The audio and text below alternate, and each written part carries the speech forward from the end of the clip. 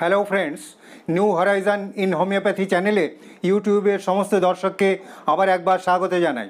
আমি ডক্টর অম্বুজকান্তি সাহা আজ আরেকটি নতুন ভিডিও নিয়ে আপনাদের সামনে উপস্থিত হয়েছি। মহিলাদের নানা রকম গাইনিকোলজিক্যাল ডিজিজ যেমন polycystic ovarian disease, dysmenorrhoea, menorrhagia, female infertility, uterine fibroid, leucorrhoea, এই সমস্ত প্রসঙ্গে আমার অনেক ভিডিও আপনারা নিয়মিতই দেখে থাকেন। অসংখ্য ইউটিউব দর্শকদের অনুরোধে আজ আমি মহিলাদেরই এমন এক গাইনিকোলজিক্যাল সমস্যা নিয়ে আলোচনা করতে চলেছি যা অন্যান্য অনেক গাইনিকোলজিক্যাল সমস্যার মূল কারণ, আবার শরীরের নানা রকম অর্গ্যান সিস্টেমের নানা ধরনের খুবই কষ্টকর রোগেরও কারণ। সমস্যাটি হলো এন্ডোমেট্রিওসিস। ফ্রেন্ডস, এই এন্ডোমেট্রিওসিস কি, কেন হয়, কাদের হয়, এর লক্ষণগুলি কি কি, এর কারণগুলিই বা কী কী পরীক্ষা নিরীক্ষা করার প্রয়োজন, কোন কোন হোমিওপ্যাথিক ওষুধ অত্যন্ত কার্যকর ও কি ঘরোয়া পদ্ধতি অবলম্বন করা যেতে পারে, কি স্বাস্থ্যবিধি মেনে চলা দরকার, এই সমস্ত জানতে হলে আমার এই ভিডিও আপনাদের সম্পূর্ণ দেখতে হবে। আর যদি ভিডিওটি ভালো লেগে থাকে তবে অবশ্যই লাইক করবেন, বন্ধুদের মধ্যে শেয়ার করবেন, কোনো প্রশ্ন থাকলে হোয়াটসঅ্যাপে লিখে জানাবেন। আর আপনি যদি এই চ্যানেলে নতুন হয়ে থাকেন তবে অবশ্যই সাবস্ক্রাইব বেল প্রেস করে চ্যানেলটিকে সাবস্ক্রাইব করবেন, যাতে নতুন নতুন ভিডিওর নোটিফিকেশান আপনি সবার প্রথমেই পেয়ে যান। জরায়ু বা ইউটেরাসের একেবারে ভেতরের স্তরকে বলা হয় এন্ডোমেট্রিয়াম। আর এই এন্ডোমেট্রিয়াম এক ধরনের বিশেষ টিস্যু দিয়ে তৈরি যাকে বলা হয় এন্ডোমেট্রিয়াল টিস্যু। এই এন্ডোমেট্রিয়াল টিস্যুর দুটো প্রধান কাজ। এক নম্বর হলো প্রেগনেন্সি কন্টিনিউ করা, আর দ্বিতীয় কাজ হলো প্রেগনেন্সির অনুপস্থিতিতে মেনস্ট্রুয়াল সাইকেল কন্ট্রোল করা। যদি কোনো কারণে এই এন্ডোমেট্রিয়াল টিস্যু ইউটেরাস ছাড়াও অন্যান্য জেনিটাল অর্গানেও ছড়িয়ে পড়ে এবং শুধু তাই নয়, শরীরের অন্য অর্গান সিস্টেমেও ছড়িয়ে পড়ে, তাহলে ওই সমস্ত অংশের নানা রকম অস্বাভাবিক ও খুবই কষ্টকর লক্ষণসমূহ দেখতে পাওয়া যায়। এই সমস্ত কষ্টকর সমস্যাকেই বলা হয় এন্ডোমেট্রিওসিস। আর এই এন্ডোমেট্রিয়াল টিস্যু অন্যান্য যেসব অংশে বা অর্গানে ছড়িয়ে পড়ার সম্ভাবনা সবচেয়ে বেশি, সেগুলো হলো ইউটেরাসের একেবারে পিছনে, অর্থাৎ রেট্রো ইউটেরাইন রিজিয়ানে, দুটো ওভারিতে, ফ্যালোপিয়ান টিউবে, তাছাড়াও মলাশয়ে, মূত্রথলিতে, খাদ্যনালী বা ইন্টেস্টিনাল ক্যানালে, এমনকি ফুসফুসেও এই এন্ডোমেট্রিয়াল টিস্যু ছড়িয়ে পড়তে পারে। তাছাড়াও বুক ও পেটের মাঝে যে পার্টিশন অর্থাৎ ডায়াফ্রাম, সেখানেও এই এন্ডোমেট্রিয়াল টিস্যু ছড়িয়ে পড়ে এন্ডোমেট্রিওসিস হতে পারে। এন্ডোমেট্রিওসিস খুবই কমন একটি রোগ। দেখা গেছে প্রতি 10 জন মহিলার মধ্যে একজন এন্ডোমেট্রিওসিস রোগে আক্রান্ত। বিশেষ করে 20 থেকে 40 বছর বয়সের মধ্যেই এন্ডোমেট্রিওসিস সবচেয়ে বেশি দেখতে পাওয়া যায়। আক্রান্ত মহিলাদের মধ্যে নানা রকম গাইনিকোলজিক্যাল সমস্যা দেখা যায়, যেমন পিরিয়ডের সময় প্রচণ্ড পেটে ব্যথা হয়, কোমরে ব্যথা হয়, 2 থাইয়ে ব্যথা হয়, আর তার সঙ্গে প্রচুর পরিমাণে মেনস্ট্রুয়াল ব্লিডিং হয়। এমনকি 2 পিরিয়ডের মাঝেও স্পটিং দেখতে পাওয়া যায়। ওভারি ও ফ্যালোপিয়ান টিউবে এন্ডোমেট্রিওসিস হওয়ার কারণে বন্ধ্যাত্ব দেখা দেয়। ইউরিনারি ব্লাডারে এন্ডোমেট্রিওসিস হওয়ার কারণে প্রস্রাব করার সময় প্রচণ্ড ব্যথা হয়, এমনকি প্রস্রাবের সঙ্গে রক্তও আসে। মলাশয়ে এন্ডোমেট্রিওসিস হওয়ার কারণে মলত্যাগ করতে খুবই কষ্ট হয়, অর্থাৎ ব্যথা হয়, আর তার সঙ্গে রক্তও আসে। অনেকের কনস্টিপেশন হয়, আবার লুজ মোশনও হতে পারে। অনেকের পেটে প্রচণ্ড রকম গ্যাস হয়। পেরিটোনিয়াম নামের এক ধরনের বিশেষ পেটের আবরণী পর্দার এন্ডোমেট্রিওসিস হলে পেটে প্রচণ্ড ব্যথা করে। আবার লাংসে এই এন্ডোমেট্রিয়াল টিস্যু ছড়িয়ে পড়ার কারণে শ্বাসকষ্ট হয়। এন্ডোমেট্রিওসিসের কারণে পিরিয়ডের সময় প্রচুর পরিমাণ ব্লিডিং হওয়ার কারণে অ্যানিমিয়া দেখা দেয়, শরীর খুব দুর্বল হয়ে যায়।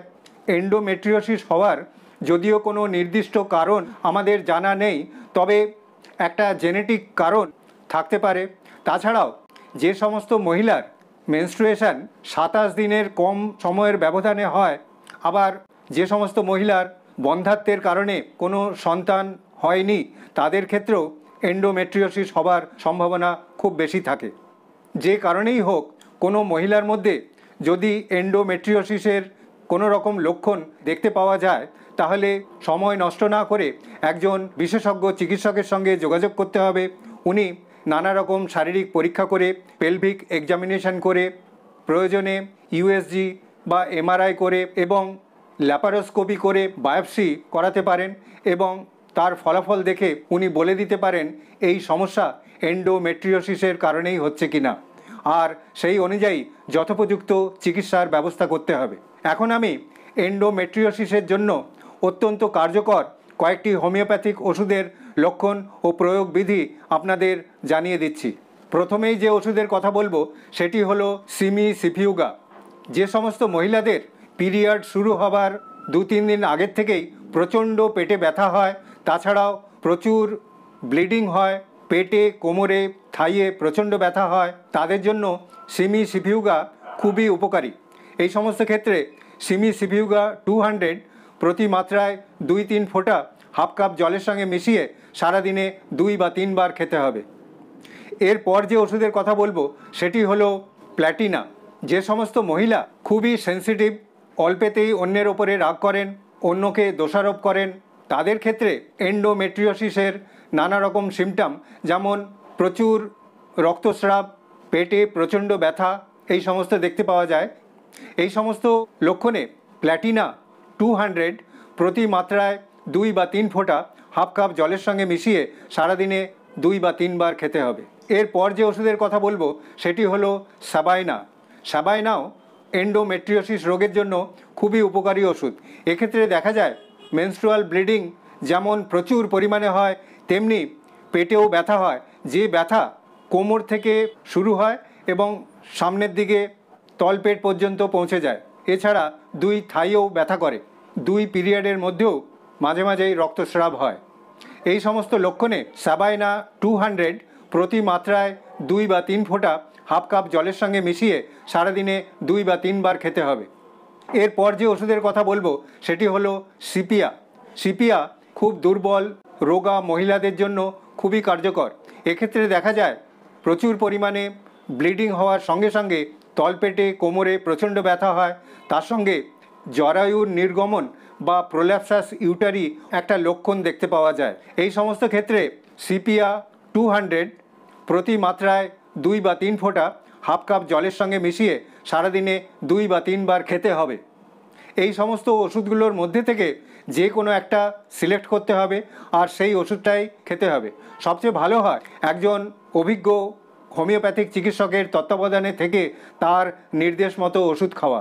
এই সমস্ত ওষুধ খাওয়ার সঙ্গে সঙ্গে কতকগুলো ঘরোয়া পদ্ধতি, কতকগুলো স্বাস্থ্যবিধি মেনে চলা দরকার। যেমন পিরিয়ডের সময় পেটে, কোমরে গরম সেক দেওয়া দরকার, তাতে কষ্টকর ব্যথার অনেক উপশম হয়। এছাড়াও মেনস্ট্রুয়েশন ওভার হয়ে যাওয়ার পর পেলভিক এক্সারসাইজ করা দরকার, প্রতিদিন মাসাজ করা দরকার। এন্ডোমেট্রিওসিস আক্রান্ত মহিলাদের পিরিয়ড চলাকালীন সম্পূর্ণ বিশ্রামে থাকা দরকার, প্রচুর পরিমাণে ফল, পুষ্টিকর খাবার খাওয়া দরকার, প্রতিদিন সামান্য ফিজিক্যাল এক্সারসাইজ করা, সামান্য মর্নিং ওয়াক করা, প্রচুর পরিমাণে জল পান করা, এইসব করলে এন্ডোমেট্রিওসিসের রোগীদের অনেক উপকার হয়। তবে দেখা গেছে রজোনিবৃত্তির বয়স আসার পরে এই ধরনের এন্ডোমেট্রিওটিক সিমটমস ধীরে ধীরে কমতে থাকে এবং রোগী সুস্থ হয়ে ওঠেন। আর তাছাড়া এই সমস্ত ওষুধপত্র আর এই ধরনের স্বাস্থ্যবিধি মেনে চললে খুব অল্প সময়ের মধ্যেই এন্ডোমেট্রিওসিসের রোগীরা সুস্থ অবস্থা ফিরে পাবেন। আশা করি আমার এই ভিডিও সামান্য হলেও আপনাদের উপকারে আসবে। আবার আরেকটি নতুন ভিডিও নিয়ে আপনাদের সামনে উপস্থিত হব এই আশা নিয়েই আজকের মতো এখানেই শেষ করছি। ধন্যবাদ, নমস্কার।